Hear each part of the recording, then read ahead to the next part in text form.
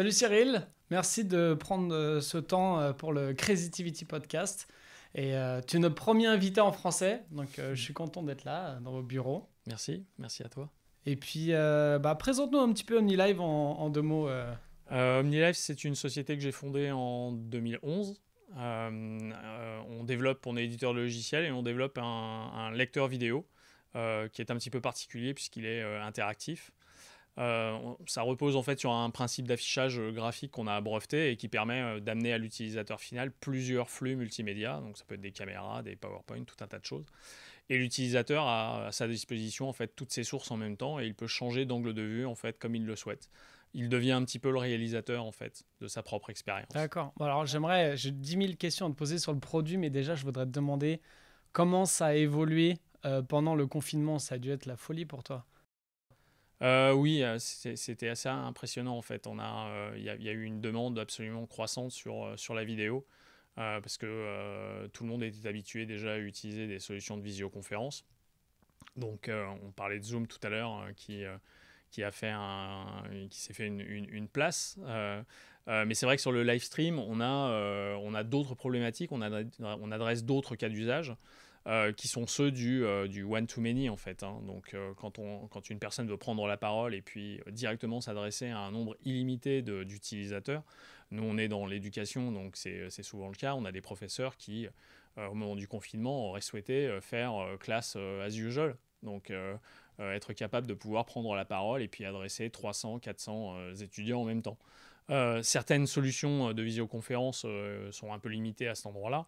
Euh, et le live stream se pose comme une alternative crédible pour proposer effectivement une expérience où tu vas pouvoir prendre la parole et permettre à quasiment n'importe qui de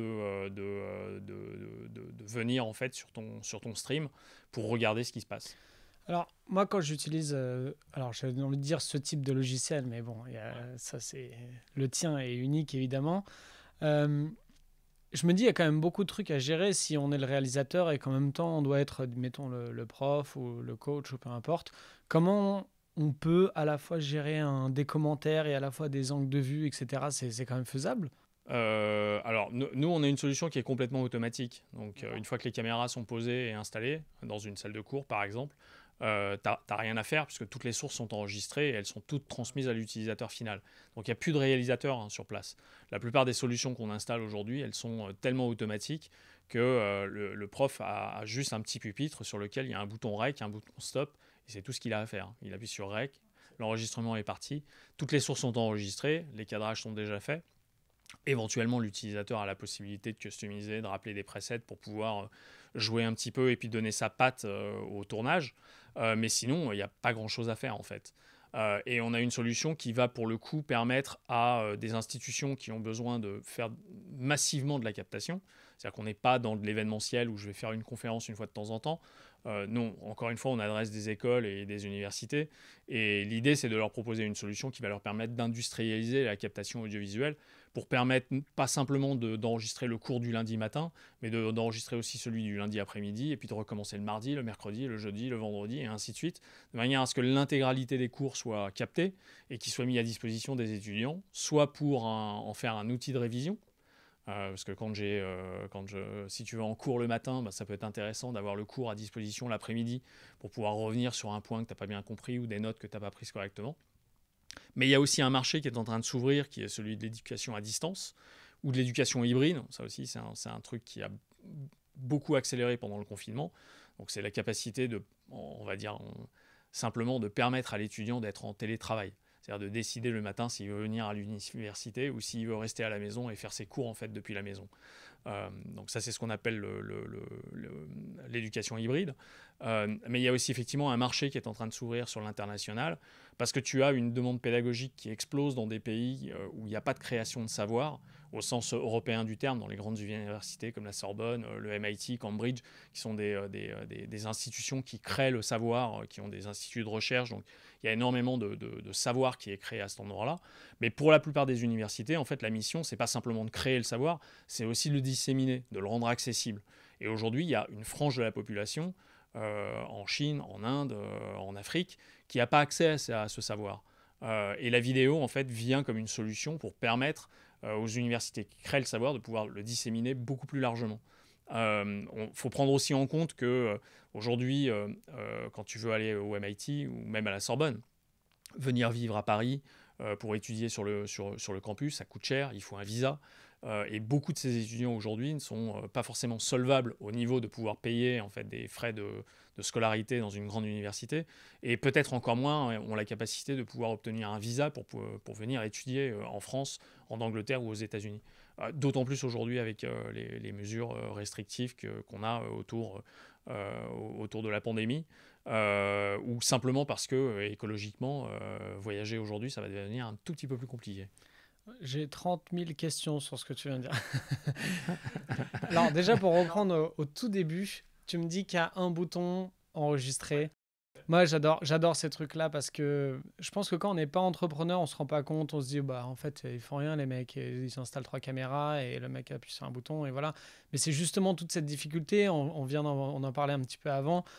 Quand c'est invisible, quand on voit pas la difficulté, comme dans la vidéo, même avec du montage de manière plus classique, quand tout va bien, quand la musique est là, quand on se rend pas compte, mais c'est justement que c'est réussi. C'est pareil, moi, en tant que magicien, si on se dit pas il y a un truc bizarre ou il a fait quelque chose, c'est justement que c'est bon signe. C'est que bah, j'ai rien fait, je suis là, c'est tout. Mais donc comment est-ce que c'était vraiment ça la partie la plus difficile pour vous de simplifier au maximum? Ouais, bah, c'était le but du jeu, hein. Quand on prend, quand tu prends une production classique, là, on en a vu, on est au lendemain du 14 juillet. Si tu as suivi un petit peu ce qui s'est fait à la télévision, on parle de plus de 250 personnes mobilisées sur une journée de tournage, des moyens techniques qui sont de l'ordre de 10 ou 15 quarts de production. Je lisais un article ce matin sur LinkedIn de la société qui s'est occupée du son. Ils avaient 150 lignes HF qui étaient déployées. Donc on parle vraiment d'une infrastructure qui est très très complexe et qui demande à la fois d'énormes budgets et énormément d'expertise. Et quand on veut en fait réduire tout ça pour le faire tenir dans une boîte qui fait 3 U, le U étant l'unité de mesure des ordinateurs quand tu les racks dans une salle de serveur. Enfin, je ne sais pas si ça te parle. Ça me parle pas du C'est tout, du mais jargon. ok, ouais. Bon, tous les équipements en fait sont mesurés en U, de D'accord. manière à ce que l'encombrement en fait soit mesuré dans une salle serveur. Ok. Voilà. Donc la plupart des serveurs font 1 U. Notre encodeur, nous, fait 3 U. Et donc quand tu réduis en fait 17 quarts de production, j'exagère, hein, et 150 lignes HF dans un boîtier qui fait que 3 U, ouais, ça demande un petit peu de réflexion, ouais, c'est sûr. Il faut être malin. Ah. Ouais, bah, ouais, j'imagine que c'est beaucoup d'essais, de... Ouais, les choses se font un peu naturellement. Moi, je viens de la production audiovisuelle, donc j'ai toute mon expertise en fait. Donc tu faisais quoi précisément avant?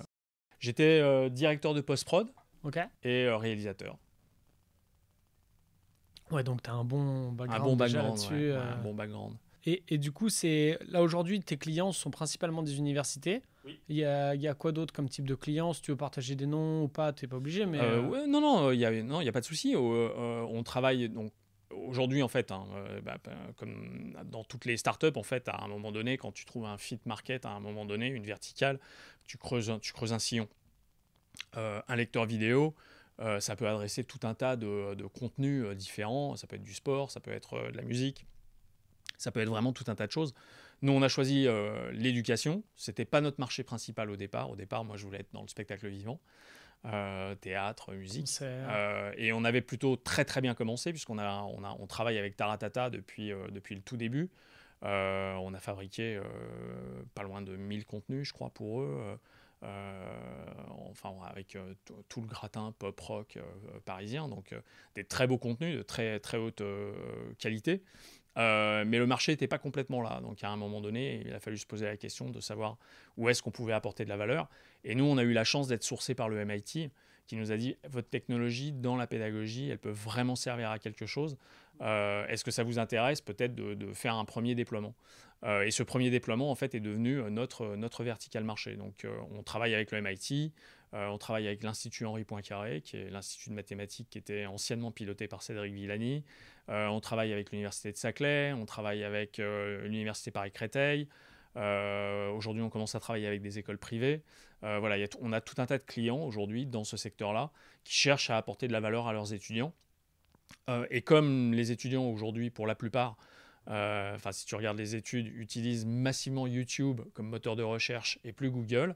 Voilà, on voit bien qu'il y a un endroit où la vidéo, elle devient finalement source d'information massive et obligatoire. Donc, petit à petit, en fait, la plupart des institutions migrent vers ces outils-là et se séparent du papier, des PDF et voilà, de tous les supports de com et d'éducation pédagogique en fait, qu'il pouvait y avoir avant.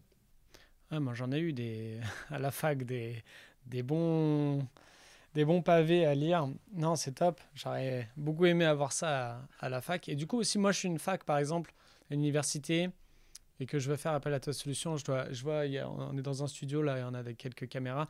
Je dois acheter les caméras. Toi, tu amènes une solution clé en main, tu proposes plusieurs formules. Ouais. Tout à fait. On accompagne en fait nos clients de la page blanche jusqu'à la mise en opération. Donc, si le client a des moyens techniques, ben, on les mutualise pour pouvoir les réutiliser. Moi, j'aime pas vendre deux fois les mêmes choses à un client, donc s'il a le matériel, c'est tant mieux. Mais s'il l'a pas, on peut effectivement lui proposer soit effectivement d'acheter le matériel par notre intermédiaire, soit de passer par son intégrateur historique pour acheter le matériel qui manque. Donc on installe les caméras, on installe le son, on installe toute la cablasse qui va avec, l'automatisation qui permet effectivement de rendre tout ça très simple. Et ensuite on met en installation et on fait le support. Ah, c'est top. Et il y a des questions que je veux te poser en tant qu'entrepreneur aussi. Oui, bien sûr. Parce qu'évidemment, dans ce podcast, il y a pas mal d'entrepreneurs qui nous écoutent sur LinkedIn, sur YouTube. Bien sûr. Quand on a discuté un petit peu avant, tu m'as dit que tu étais un entrepreneur plutôt émotionnel plutôt que dans le contrôle. Et ça m'est resté, tu vois, je l'ai marqué. Je me suis dit, ah, ça, c'est quelque chose à développer dans le podcast. Ouais, bah, je suis passionné. En fait, je porte mon sujet. Moi, je suis très. Enfin, quand j'étais réalisateur, être réalisateur, hein, c'est vouloir transmettre son point de vue. C'est vouloir raconter des histoires. Un bon réalisateur, il a un vrai point de vue. On se rappelle des très bons, Hitchcock, Kubrick, c'est des gens qui n'étaient pas simplement de bons techniciens, c'est des gens qui avaient un œil, qui avaient une vision, qui avaient une perspective, un point de vue particulier sur le monde. Et c'est ce qui fait des films absolument magnifiques. Et transmettre son point de vue, quand on est un bon réalisateur, c'est ce qui fait les superbes histoires. Néanmoins, en fait, le point de vue, c'est aussi ce qui fait la grande différence entre tous les êtres humains. Là, toi et moi, on est en train de discuter. Ta chemise est bleue, mais on pourrait argumenter pendant 1 heure sur la qualité du bleu que c'est en fait. Hein. On voit pas tous le même bleu, on voit pas tous le même rouge. On parle et on s'exprime et on transmet nos idées essentiellement par des mots, mais le langage n'est pas complet. C'est-à-dire que je ne peux pas voir le bleu que tu vois et vice-versa. Et ça, c'est une question de point de vue. Et donc, OnlyLive, c'est aussi une envie de permettre finalement à chacun de retrouver son propre point de vue, de créer en fait un outil qui donne accès à une pluralité de points de vue, une pluralité de partialités, et permettre à chacun finalement de retrouver en fait un élément qui va lui permettre de s'engager ou de comprendre plus facilement en fait le contenu, l'information qu'on cherche à lui transmettre. Et j'imagine que j'allais dire des gens comme toi, mais ça paraît péjoratif, mais pas du tout. C'est des personnes qui ont un fort point de vue et qui sont passionnés, comme tu dis. Ouais. Parfois, est-ce que ça t'arrive de ne pas vouloir travailler avec certaines personnes? Ou est-ce que ça t'est déjà arrivé? Ou est-ce que... Non, jamais. Non, il n'y a pas trop d'histoire. À moins que tu penses à quelque chose de particulier, mais non, il n'y a pas d'interdit particulier en fait. Tous les clients ont des cas d'usage qui sont différents. On a fait des démos par exemple pour des instituts religieux. On n'a pas été au bout des projets, mais c'était marrant à faire. La pédagogie, c'est un truc merveilleux parce qu'on est dans l'éducation, donc c'est super noble. Quand on travaille avec le MIT, c'est magique. Quand on travaille avec l'Institut Henri Poincaré, où tu as que des mathématiciens qui sont tous perchés, être capable de leur mettre à disposition un outil simple qui va leur permettre de pouvoir diffuser largement, c'est génial, c'est vraiment génial. Donc, non, c'est super. Ah, c'est top. Et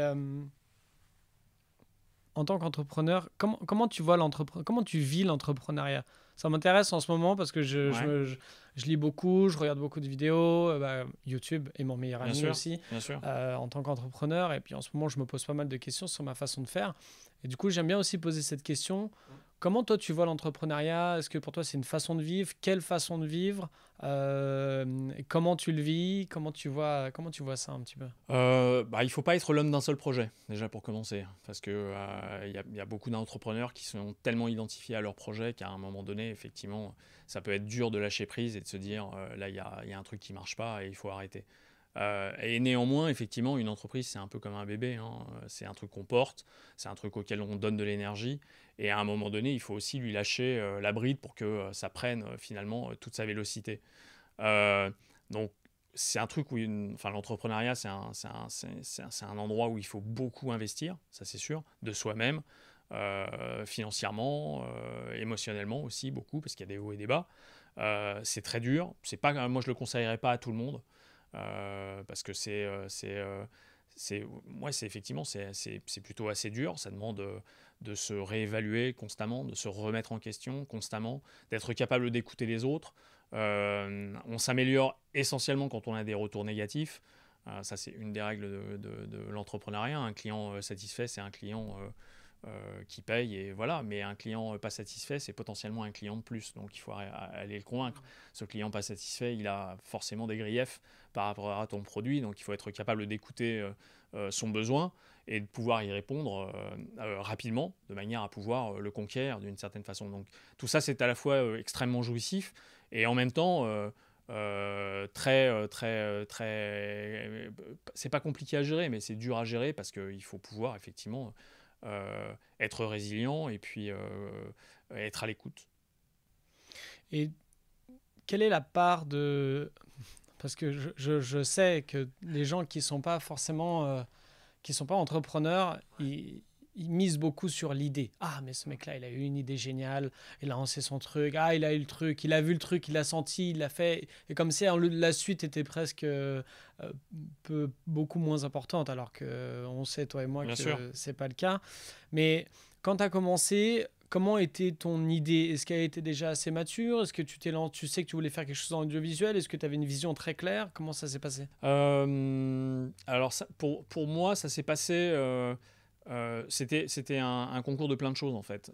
Parce qu'au départ, OmniLife, c'est d'abord une boîte de prod. Donc on travaillait en fait sur tout un tas de sujets parce que ce que je voulais faire, c'était de la réalisation. Et donc je suis passé de la réalisation à la production. Je suis devenu producteur de mes propres idées. Et donc on a travaillé en fait sur tout un tas de sujets différents. On travaillait sur du dessin animé, on a fait un simulateur de vision animale avec Dassault C'est quoi Systèmes. ça? Un simulateur? Un simulateur de vision animale, en fait, on a fait un jeu en fait, dans lequel l'utilisateur pouvait alternativement passer de l'être humain à l'oiseau, le rat, le chat, le chien, et remplir en fait des différentes missions. Encore une histoire de point de vue. Et on a travaillé avec des vétérinaires ophtalmologistes, on a travaillé avec Dassault Systèmes, enfin on a fait un truc vraiment très sympathique. Donc on travaillait sur tout un tas de projets, et l'un des projets sur lesquels on travaillait euh, partait du postulat qu'on voulait faire un contenu dans lequel il n'y avait pas de réalisateur. Euh, et donc au départ, il y a avant tout une idée qui est un format, et après il y a la question technologique, comment on fait. Et à l'époque, il n'y avait pas grand-chose en fait enfin, sur étagère hein, qui existait. Donc en discutant avec des amis qui faisaient du code, et après avoir bu beaucoup de margarita, c'est comme ça que c'est pour de vrai, pour le coup, j'ai un ami qui me dit, écoute, ton truc là, ça me gratte, on va jeter quelques lignes de code et puis on va voir ce qu'on peut faire. Et en 2 mois de temps, on avait fabriqué un MVP. Wow. Donc MVP? un minimum viable product, donc un objet en fait digital qui démontre en fait le principe. Et chez nous, c'était la capacité pour l'utilisateur d'avoir accès à toutes les sources en même temps, comme un réalisateur, et de pouvoir changer instantanément d'un angle à un autre. Et donc, en fait, finalement, A posteriori, on a un parcours finalement de start-up relativement normé, c'est-à-dire qu'au départ, il y a une idée, on fait de la recherche et du développement, soit tu tombes sur un verrou technologique et tu te dis, bon, bonne idée, mais il n'y a pas d'outils, soit tu fais sauter le verrou technologique, et nous, c'est ce qu'on a fait, on est passé au-dessus de l'état de l'art et on a déposé un brevet, et tu as un produit. Et ensuite, ce produit, bah, tu te dis, bon, d'accord, il y a un truc, mais est-ce qu'il y a un client? C'est quoi le prix? C'est quoi la valeur? Enfin, les trois principes du lean. Hein, Ouais. et tu avances en fait comme ça, petit à petit. Et à un moment donné, tu te dis, il y a vraiment un truc, on creuse et on fait que ça. Voilà. Et c'est vraiment comme ça qu'on a fonctionné. C'est-à-dire qu'on est passé de boîte de prod à éditeur de logiciels. On a mis tous les autres projets de côté. On a mis OmniLive au centre de notre activité. Et on a commencé à chercher des clients. Et très rapidement, on a rencontré Nagui. Il a trouvé l'idée géniale. On a signé avec eux et on a commencé à faire Taratata. D'accord. Et dans la foulée, on a rencontré le MIT et voilà, les choses se sont faites assez naturellement d'une certaine façon. Et après, tu creuses ton sillon, tu répliques ce que tu as fait avec le MIT, avec d'autres institutions. Et pardonne mon insolence, mais est-ce que ça n'existe pas déjà sur le marché? Parce que parfois on a une idée, c'est pas forcément une idée révolutionnaire, Bien sûr. ça peut pas forcément dire que c'est pas parce qu'elle existe déjà que ça peut pas marcher, c'est la façon dont on le fait. Mais est-ce que ça existe déjà? Alors je dis pas que tu as copié ou quoi que ce soit, bien entendu, mais si ça existe, quelque chose de similaire, quelle est la différence avec ce que vous avez Bah, trouvé ou en fait, proposé? comme je te dis, en fait, il y a un état de l'art. Mais cet état de l'art, tu le retrouves en fait sur tous les sites où tu vas pouvoir retrouver tous les brevets qui ont été déposés. Moi, je dis tout le temps, le multicaméra, c'est pas nous qui l'avons inventé. Oui. Il y a des expériences qui datent des années 80 où MTV proposait déjà des expériences où tu pouvais choisir un angle de vue. Le DVD multi-angle, on l'a pas inventé, ça existait déjà bien avant. Nous, ce qu'on a créé, en fait, c'est un système qui permet d'annihiler la latence au moment du changement de caméra et de le faire dans un environnement complètement digital, dans ton navigateur. Et c'est ce qui nous a permis de déposer le brevet, en fait. C'est-à-dire qu'on est vraiment passé avec ça au-dessus de l'état de l'art. Il y avait des sociétés qui avaient déjà développé des interfaces de navigation similaires, mais dans lesquelles tu avais soit une perte de qualité, soit une perte de la synchronisation du son, soit un écran noir. Et moi, l'un de mes principes de base, c'était de dire si tu veux chanter à tue-tête avec ton groupe préféré et que tu veux passer du chanteur au guitariste, si à un moment donné, tu as un arrêt, un écran noir Ouais, ou c'est une saute, fatal. c'est fatal. Voilà. Donc il fallait développer une interface qui rende la techno complètement invisible et qui laisse finalement toute la place au contenu. Et c'est ce qu'on a fait. Et ça, du coup, ça, c'est plutôt des développeurs qui s'occupent du temps de latence, du machin. Ça, c'est ton Pas boulot de mettre simplement, une. non, non, pas simplement parce que il y a eu beaucoup de, enfin, on a beaucoup travaillé. Donc il y a à la fois ce que la technique est capable de faire, et puis à un moment donné, tu as l'inventeur, sans être prétentieux, hein, mais parce que ça m'est aussi tombé dessus. Hein, je suis pas Géo trouve tout de naissance, mais des fois, tu as des bonnes idées, ça se concrétise comme ça. Et il y a surtout l'expertise et l'expérience. C'est-à-dire qu'à un moment donné, tous les développeurs en fait ont des façons de faire les choses. Le développement, c'est assez normé en fait dans la façon dont tu progresses. Et puis à un moment donné, tu as un zèbre qui arrive et puis qui dit ah mais en fait plutôt que de faire les choses comme ça, on va les faire comme ça. Et si on les fait comme ça, qu'est-ce que ça donne? Et c'est ce que j'ai amené en fait. C'est-à-dire j'ai amené mon expertise métier sur la table. J'ai dit non, non, mais dans le cinéma, il se passe des trucs, on fait des choses un peu différemment. Si j'amène cette expertise-là dans votre métier, qu'est-ce que ça donne? Euh, et c'est comme ça qu'on a finalement réussi à craquer en fait un sujet qui était pas craquable par des ingénieurs qui avaient travaillé en fait avant sur la même thématique, mais différemment. Et c'est comme ça dans la plupart des secteurs. Aujourd'hui, dans la medtech ou dans l'écologie, tu as des gens qui regardent la façon dont les choses sont faites et qui se disent, mais en fait, pourquoi on ne les fait pas plutôt comme ça? Et en prenant en fait un chemin de biais, bah, des fois, tu arrives à des solutions qui sont de meilleure qualité. Ah, mais carrément, bah, enfin tout. La plupart de ce que je dis dans mes conférences, c'est basé aussi sur et si. Ouais. Et si on faisait ça, pourquoi Bien on ne sûr. ferait pas comme ça? Exactement. Toutes ces façons de faire, toutes ces façons de dire, je ne les ai pas inventées, on ne les a pas inventées, mais c'est toujours effectivement prendre de billets. Là, ce que tu racontes, c'est aussi intéressant parce que c'est une association, une combinaison de deux savoirs, de deux expertises parce que c'est aussi dans l'excès inverse, on pourrait aussi se dire, je me fais l'avocat du diable parce que je pense pas ça, mais on pourrait aussi se dire, bon, le mec, il a une idée, il l'a fait faire par des développeurs. Tu vois ce que je veux dire? Là, c'était Pas pas le du cas. tout. Voilà, donc c'est ça qui est intéressant, c'est que tu apportes une expertise, tu dis voilà ce que je connais, voilà ce que j'aimerais faire, et eux t'apportent les outils, c'est un petit peu ça. C'est un travail d'équipe de toute façon. Aujourd'hui, on est encore, et j'espère qu'on le sera longtemps, dans un travail qui est qui est un travail d'équipe, mais au sens alors je ne sais pas si c'est au sens noble du terme, mais les développeurs participent aux réunions commerciales, les commerciaux participent au travail de développement. On est vraiment dans cette démarche de mentor-mentoré, où celui qui a l'expertise prend le lead sur le sujet, mais il a l'obligation d'être à l'écoute de toutes les bonnes et les mauvaises idées que potentiellement quelqu'un qui n'a absolument pas l'expertise pourrait lui lancer. Parce que dans le brainstorming, tu ne sais pas comment finalement l'association d'idées va se faire. C'est-à-dire qu'à un moment donné, tu joues pas de la musique, mais tu peux peut-être jouer du musicien. Tu vois ce que je veux dire? Ouais. Tu peux forcer un petit peu les développeurs ou les commerciaux à changer un peu leur façon de voir pour aborder les choses de manière différente. Et je pense que quand tu procèdes de cette façon-là, tu obtiens en fait les plus grandes avancées. Et donc ces développeurs, est-ce qu'ils font partie de l'entreprise ou ils travaillent en freelance avec toi? Non, ils font tous partie de l'entreprise. On développe notre IP en interne. On a outsourcé un petit peu au départ, mais parce qu'on avait, on avait effectivement des besoins. Et puis au départ, tu n'as pas forcément les budgets pour pouvoir avoir des salariés. Mais aujourd'hui, la règle, c'est on développe tout en interne et on a les salariés chez nous. D'accord. Et au tout début, quand vous avez commencé, vous avez eu des investisseurs, vous avez bootstrappé? Non, du tout. On a bootstrappé. D'accord. On a complètement bootstrappé. Wow.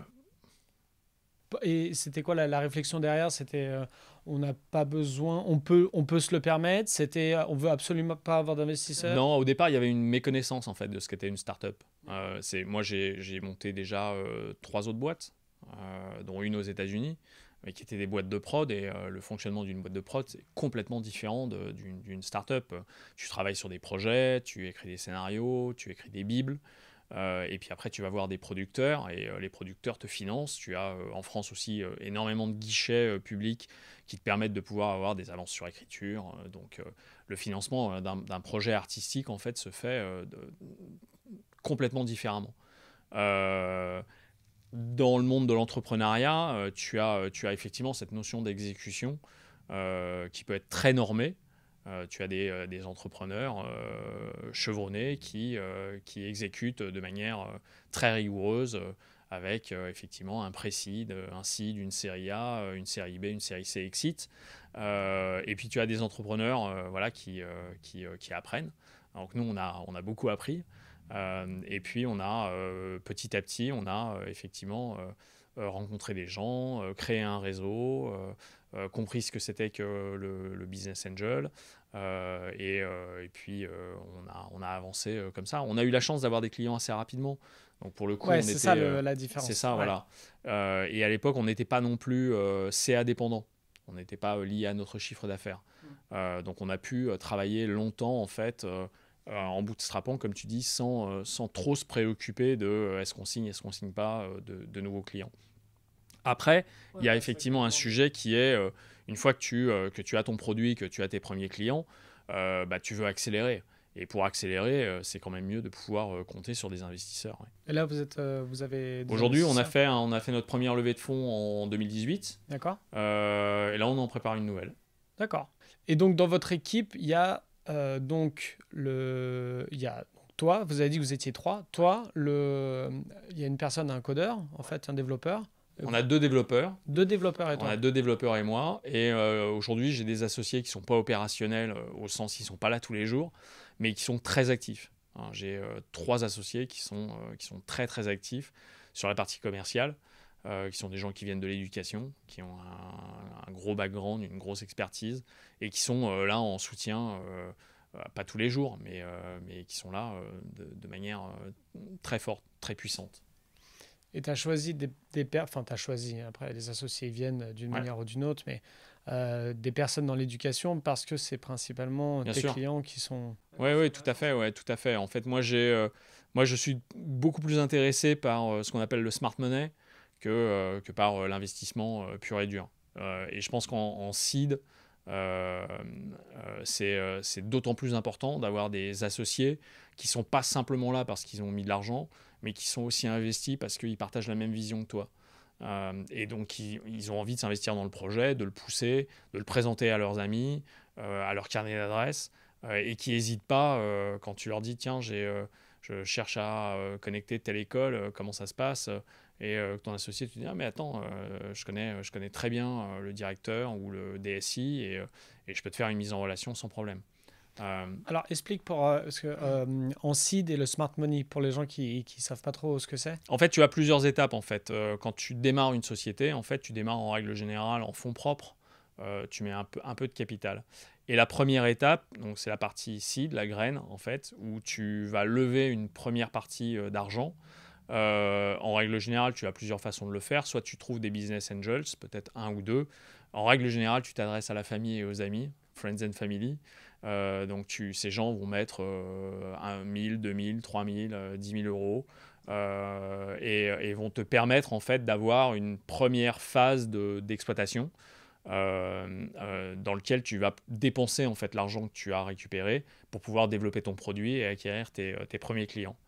En théorie, une fois que tu as fait ça, deux solutions. Soit tu as prouvé ton fit market, et dans ce cas-là, tu fais une nouvelle levée de fonds pour aller plus loin.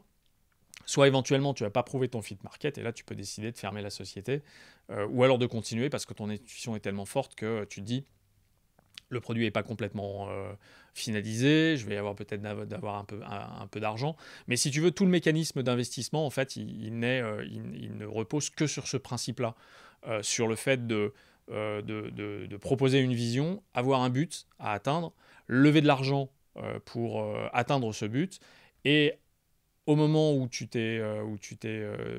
qu'il y a un chrono qui tourne à chaque fois, puisque de l'argent tu en dépenses tous les mois. Donc en fonction de la période que tu t'es donné pour dépenser cet argent, tu regardes si ton but est atteint ou pas, et tu relèves de l'argent. Et en règle générale, si ça se passe bien, les levées sont de plus en plus conséquentes, puisque le produit est de plus en plus fit to market, tu adresses de plus en plus de clients, donc tu as des besoins de croissance qui sont de plus en plus importants, et donc tu passes comme ça de seed à la série A, la série B, la série C et éventuellement une exit. Donc c'est là où ta société est revendue à un plus gros. Parce qu'il y a un moment donné où l'économie aujourd'hui fonctionne beaucoup par de la croissance externe.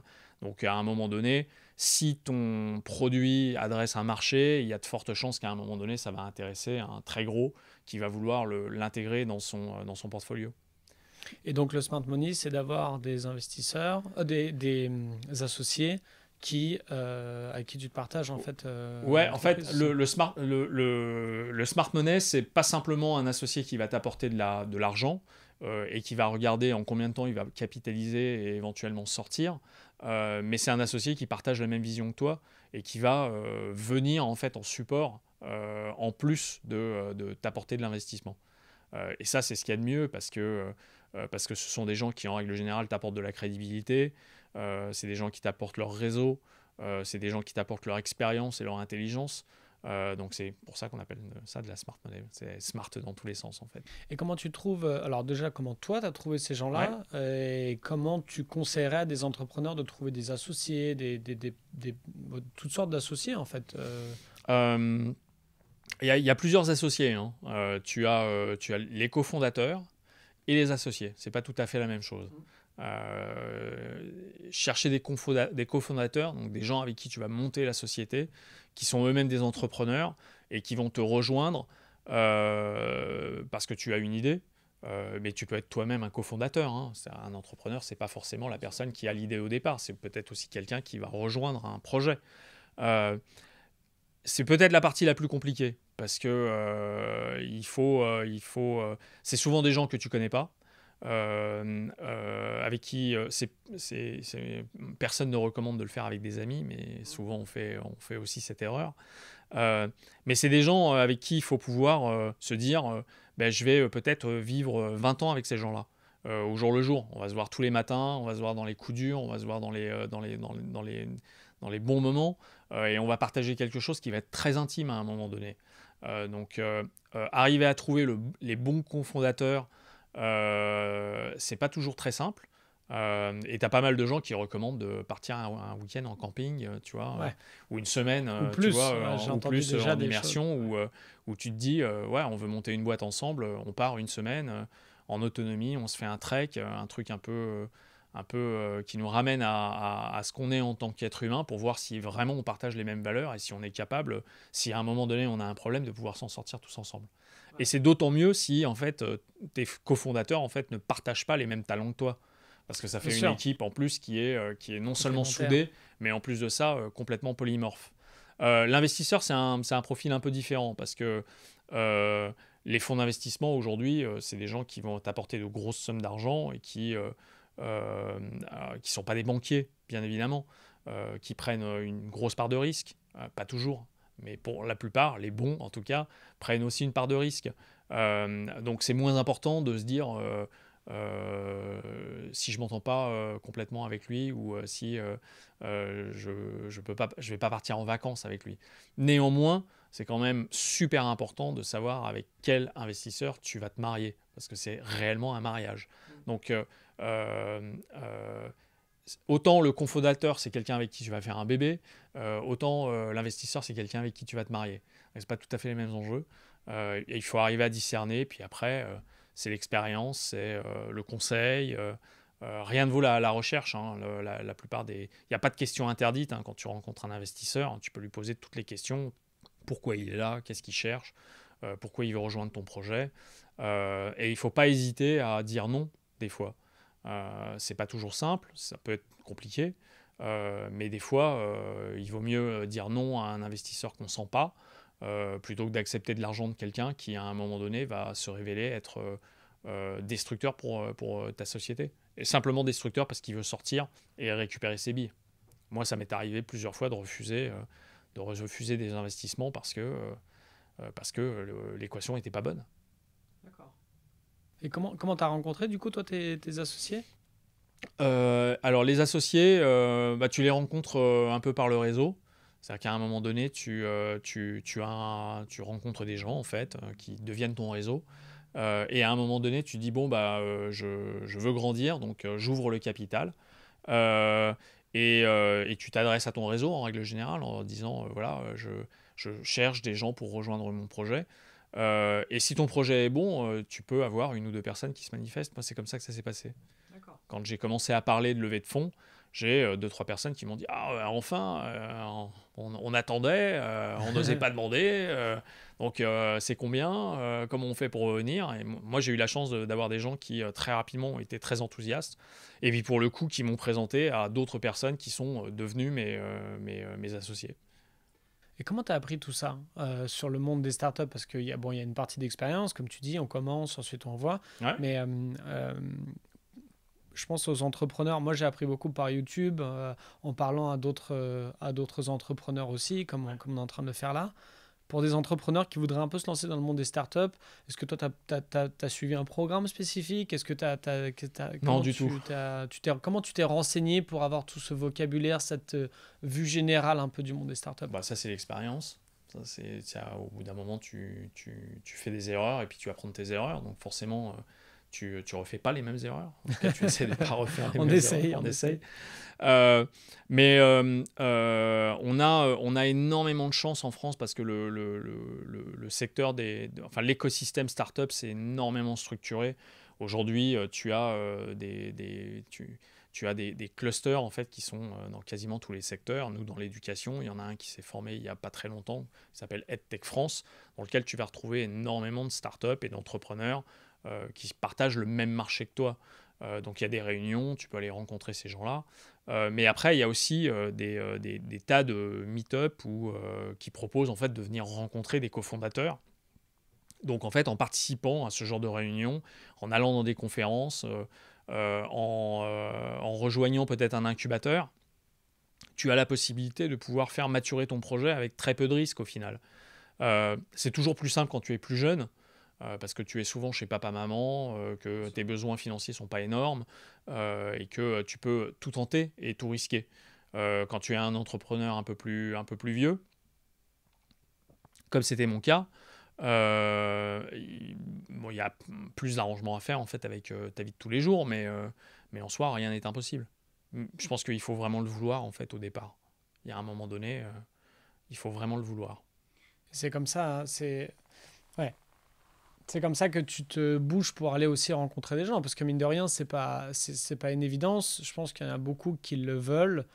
Ils sont un peu dans leur coin.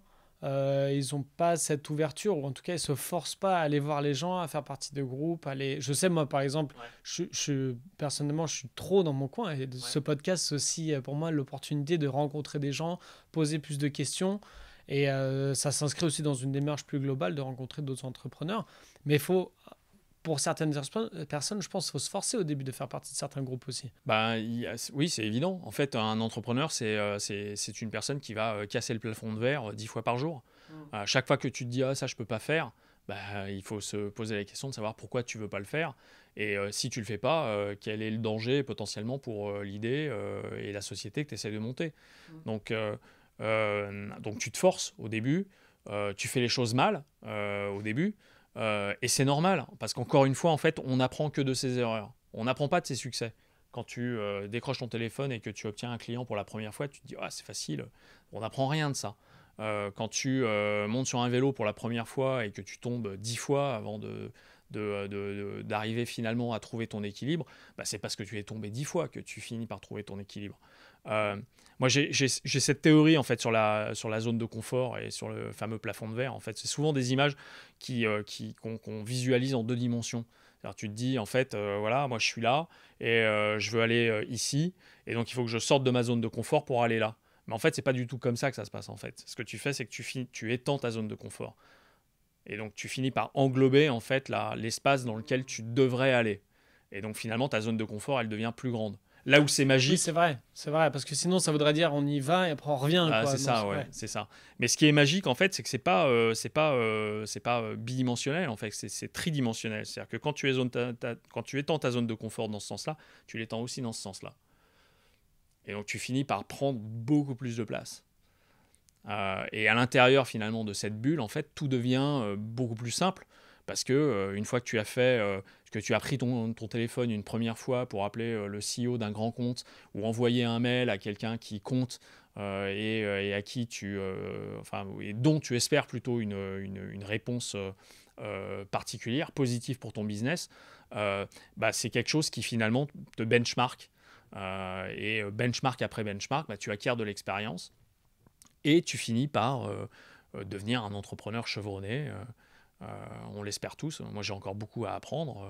Mais je fais régulièrement des choses que j'avais jamais fait auparavant. Faire une levée de fonds, je m'en faisais tout un monde. Je pensais que je serais incapable de le faire. J'ai pas de background financier. Bah, j'en ai fait déjà deux. Mais Euh, c'était moins dur que tu pensais, c'était ouais, moins c'est beaucoup moins complexe. compliqué. Ouais, Ouais. c'est beaucoup moins compliqué.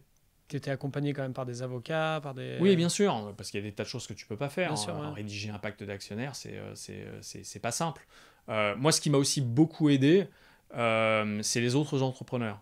Depuis que j'ai commencé mon aventure, en fait, j'ai un binôme. J'ai toujours eu un binôme. C'est un autre entrepreneur qui est au même stade que moi. J'en ai toujours un d'ailleurs, Quentin. Bonjour Quentin, je te salue. Euh, euh, et en fait, alors ça peut être plus, hein. Moi, je connais des entrepreneurs qui ont des groupes de 3 ou de 4 et qui ont créé comme ça des groupes qui sont des groupes de confiance complète et totale. Et n'importe lequel des membres du groupe peut faire appel aux 3 autres à n'importe quel moment. Qui sont pas associés, on est d'accord. Ce Non, sont absolument pas. C'est un groupe de soutien. amis. Ok, ouais. On peut appeler ça un groupe Ouais, de c'est soutien top, si ça. tu veux. Et donc, quand tu as un problème, en fait, tu fais appel à ton binôme ou à ton groupe. Ça peut être un endroit où tu vas, où tu ris, tu pleures, mais c'est vraiment l'endroit où en fait tu vas partager tes doutes, tes incompréhensions, tes succès, et où tu vas récupérer finalement un regard externe. Mais il faut vraiment qu'il y ait une zone de confiance. Et cet endroit-là, pour moi, il a été extrêmement précieux et il m'a vraiment accompagné tout au long de mon parcours. Ah ouais, c'est top. C'est top. C'est ça qu'il faut que je fasse. Ça va être ça mon next step. Ouais, il faut que tu trouves un binôme. Trouve un binôme. J'ai un binôme qui est aussi associé, mais je pensais d'une manière générale. Ah non, il faut que ce soit un binôme qui ne soit pas associé. Oui, ok. Mais Voilà. ouais. Il faut que ce soit quelqu'un à qui tu puisses te plaindre de ton associé. Tu vois, de dire aujourd'hui j'étais au bureau, il a fait ça, c'était pas cool. Pourquoi il fait pas son travail? Pourquoi je suis obligé de le faire à sa place? Pourquoi il m'en veut parce qu'il pense que il fait mon travail? Enfin, voilà, ce genre de choses. Faut vraiment, il faut vraiment le voir comme un groupe de soutien, quoi. Vraiment un endroit où la parole est libre et où entre guillemets rien n'est interdit, où tu peux vraiment te dévoiler. Voilà, parce que tu peux pas. Dans l'entrepreneuriat, il y a aussi, tu peux pas forcément tout dire à tout le monde. Enfin, l'idéal, c'est effectivement, et moi j'ai cette chance-là aujourd'hui, c'est d'avoir des associés, certains en tout cas, qui sont des gens très précieux parce que bienveillants, qui vont jamais me dire, à moins que je fasse une énorme connerie, mais pour l'instant ça m'est jamais arrivé, que je fais mal. C'est des gens qui vont toujours m'accueillir avec bienveillance, qui vont me conseiller, qui vont me dire voilà, en fait t'es venu, t'avais une question, mais en fait t'avais la réponse, donc voilà, ça a duré 5 minutes, tu vois, mais ce coup de fil de 5 minutes finalement il est monstrueux en termes de progression dans ta journée, parce que ça t'évite d'avoir 2 jours de doute, de ne pas faire une réponse au bon moment, de la faire mal, voilà. Tout ça c'est très important, le soutien, être soutenu, avoir un entourage autour de toi qui te nourrit, c'est primordial.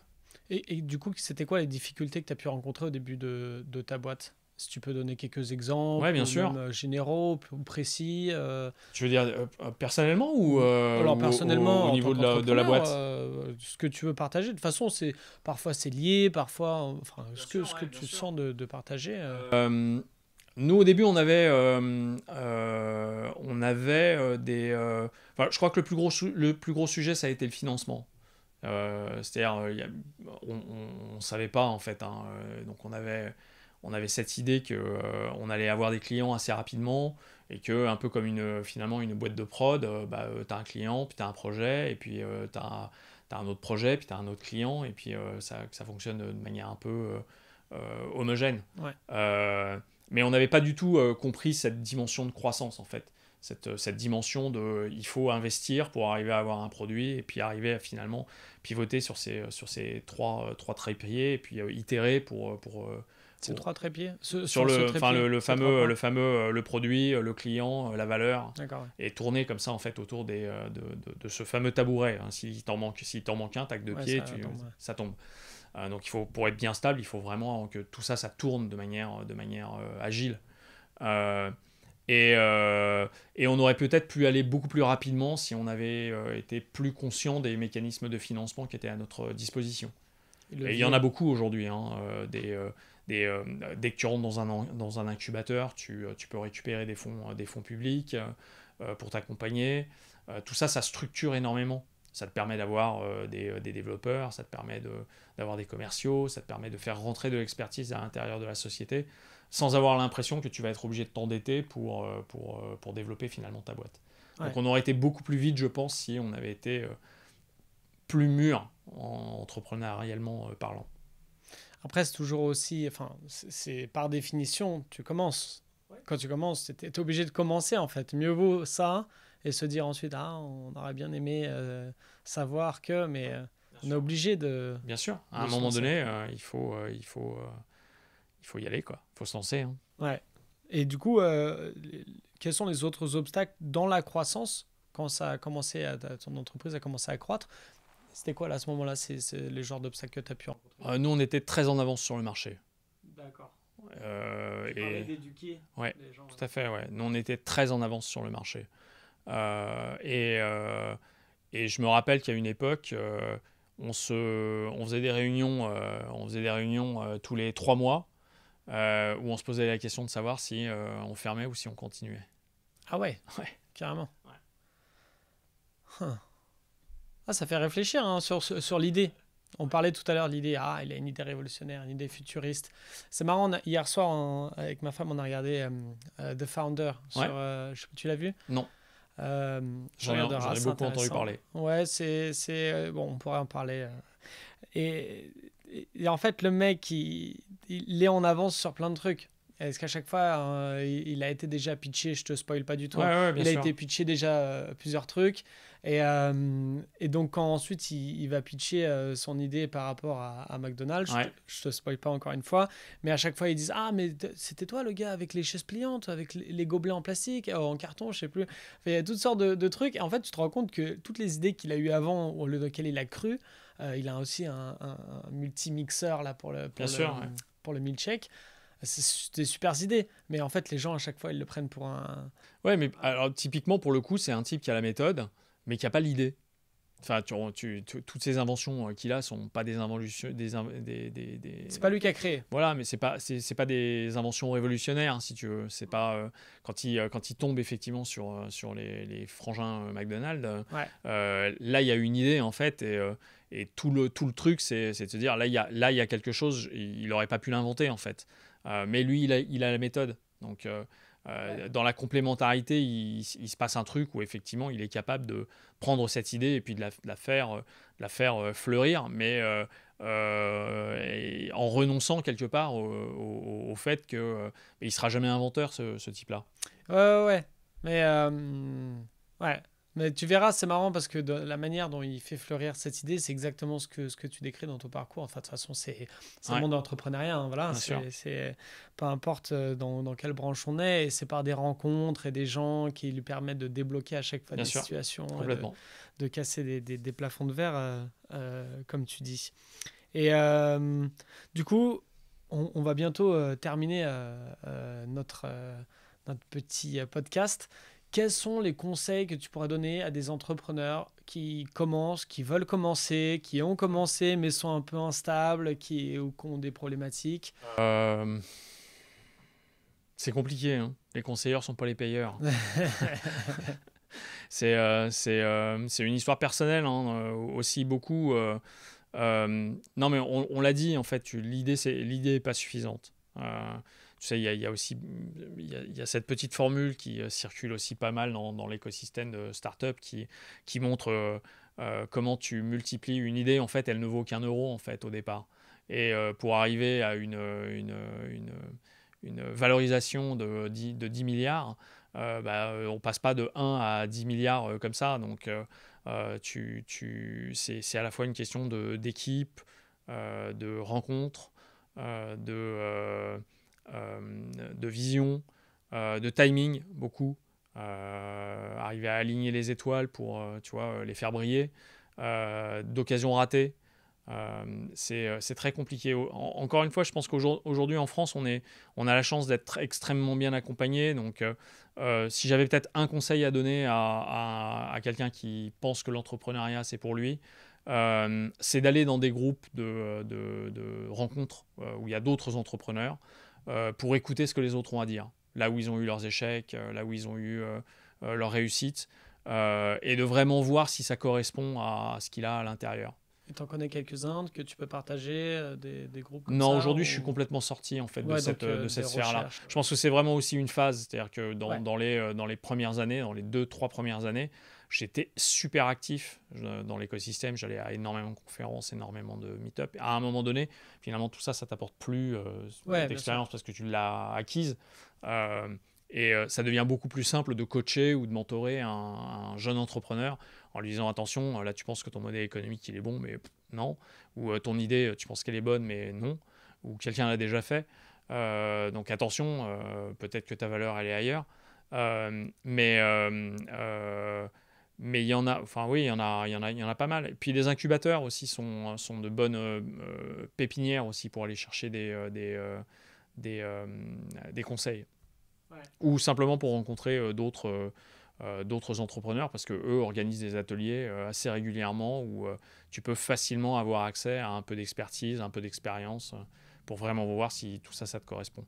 Ouais, il suffit parfois d'un conseil, d'une Tout à fait, ouais. personne Tout pour à fait. Tout à passer fait. au next level, quoi. Ouais, tout à fait. Ouais. Je pense que le plus important aujourd'hui, en fait, si j'avais un conseil à donner à un jeune entrepreneur, c'est de ne pas monter la boîte, c'est-à-dire déposer les statuts de ta boîte, et ensuite te poser la question de savoir comment tu vas financer ton idée.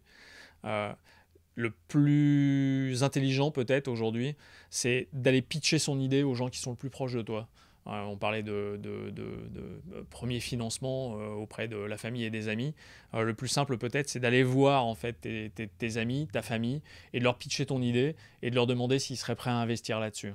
Et s'ils sont prêts à mettre de l'argent là-dessus, de les committer sur une somme, de manière à ce que, avant même d'avoir déposé les statuts de ta société, tu peux bénéficier en fait d'une première enveloppe. Même si cette enveloppe, elle est que de 20 ou 30 000 euros. Avec 20 et 30 000 euros, tu peux déjà demander une subvention quasiment équivalente. Donc ça veut dire que tes 30 000, tu les transformes en 60 000. 60 000, ça peut te permettre de te payer un salaire sur 6 mois pour développer une première idée, passer des coups de fil, enfin passer l'intégralité de ton temps à essayer de développer cette idée.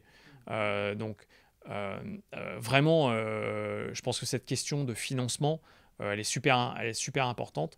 Et je pense que ce qu'il faut aussi mettre dans la balance, même si c'est hyper déplaisant, c'est de se donner une timeline.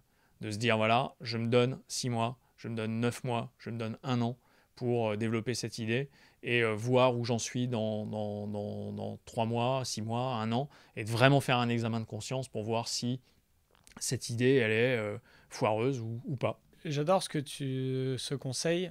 Et à la fois, je pense qu'il faut aussi faire attention quand on parle de son idée à sa famille ou à des gens qui nous aiment bien, parce que le retour, il peut être aussi ambigu. Ah bah ouais, super idée, super idée. Et on sait que du moment qu'ils vont pas vraiment mettre l'argent, donc toi, c'est là que tu dis la différence, c'est là que tu dis, bah, combien tu serais prêt pour Mais m'aider. c'est ça. C'est ça qui fait le switch. Parce qu'à Mais mon on avis, est le d'accord. discours change en face. Ah bah oui, on est bien d'accord. Ah oui, super idée, mais On attends, est bien toi, tu veux d'accord. que je mette combien? Ah oui, là. Ah ouais, mais je mettrais 200 euros. Ouais. Bah, c'est peut-être pas une super bonne idée. Quelqu'un qui te dit, mais c'est une super idée, et moi j'en aurais besoin, ou d'aller voir effectivement des gens qui potentiellement pourraient être ou des clients ou des early adopters de l'idée. Parce que c'est déjà une première validation marché. Si tu vas voir un musicien et que tu lui proposes un système révolutionnaire pour accorder ses guitares en 3 clics, et que le type il te dit ah mais si l'appli elle existait, j'adorerais, puis je deviendrais client, et puis tiens, je peux pas devenir investisseur, je suis prêt à mettre 3000 euros dessus. Bon, tu sais que ton idée elle est pas complètement partie. Tu as déjà une première personne qui te la valide et qui en plus de ça est prêt à mettre un peu d'argent dessus. Donc oui, friends and family, il faut vraiment l'entendre au sens large du terme. C'est des gens que tu connais et à qui tu peux aller pitcher ton idée sans que ça te pose trop de problèmes d'un point de vue d'ego ou tu vois, de sensibilité, parce que c'est pas des gens, t'es pas aguerri au pitch, il n'y a pas d'enjeu particulier. Ouais, mais je pensais particulièrement de ce bouquin-là, The Mom Test. Tu l'as lu Non. bah, Je le tu connais, vois mais- l'idée, ouais. ouais. L'idée, c'est pour ceux qui ont pas lu ce livre, c'est que si tu parles d'une idée précise à ta maman ou à un ami ou à quelqu'un de ta famille, tu dis ah mais ah oui mais parfait, c'est génial parce que tu l'as tout servi sur un plateau. Donc tout le bouquin, il t'explique comment amener quelque chose de vague pour que la personne puisse te donner le vrai besoin en face. Mais c'est vrai que c'est une Exactement, bonne méthode de l'apporter avec cette histoire d'investissement. Non, bah écoute, je pense qu'on a déjà couvert énormément de sujets. Bon, on pourrait parler d'OmniLife pendant des jours et des jours. Ouais. Je pense que le mieux, c'est que les personnes puissent te trouver sur les réseaux sociaux, sur Internet. On a aussi des interviews. Est-ce que tu peux partager tu es sur les réseaux sociaux? Oui, tout à fait. Sur te Twitter, Cyril Zajac. D'accord. Pour la société, le compte c'est OmniLive TV. Et sinon, le site web www.omnilive.tv. Très beau votre site. J'étais voir. Ouais, parce qu'on a beaucoup travaillé sur le nôtre aussi. Je me suis dit, hein, elle est vraiment propre. Eh bah top. J'espère que vous pourrez suivre un petit peu ce que fait Cyril. J'espère. Il y a d'autres interviews sympas aussi sur Internet pour plus de détails sur le produit en lui-même. En tout cas, moi, je trouve ça top. Merci. J'ai appris plein de choses aussi dans ce podcast. Merci. Et puis, écoute, je te dis peut-être à la prochaine alors. J'espère, ouais. À très bientôt. Merci à toi. Merci.